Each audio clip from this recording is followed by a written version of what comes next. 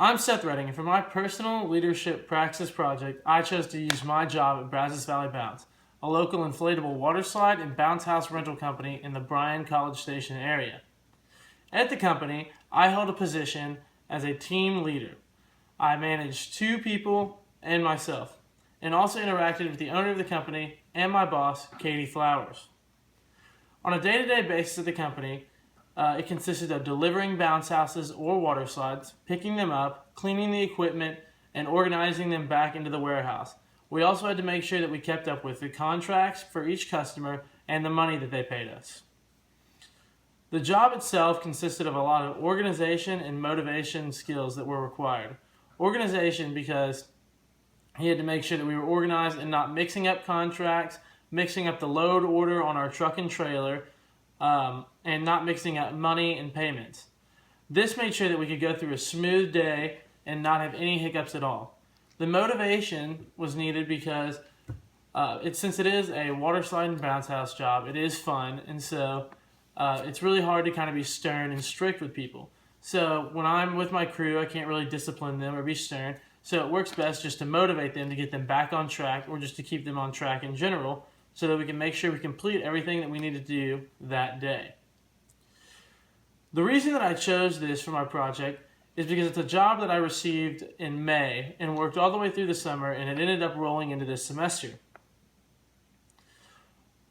After we started looking at things to start this project, I realized this would be a good one because I could take some of the leadership practices we learned and talked about in class and put them into play with my job to see how it worked with customers, with my employer, and with my crew. After doing this, I learned that Model the Way, one of the 5 practices by Coos and Posner's, is one of the biggest deals in my position. The reason I say this is because my crew literally copies what I do, and I figured that out.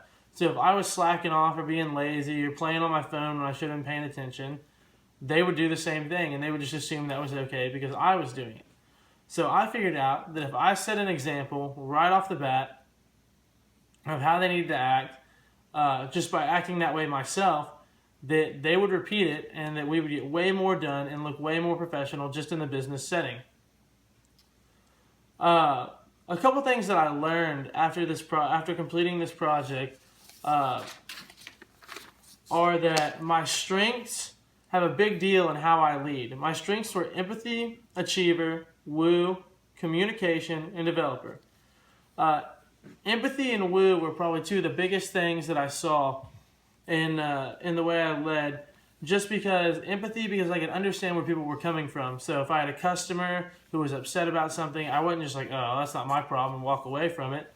I understood where they were coming from, and I could see myself in their shoes, so I'm like, oh, I can understand why you're upset. And with my crew, I could understand if they were stressed out about a test and we need to work that night or something, I could understand where they were coming from, and so I might cut them off early so that they could go study or whatever, anything like that.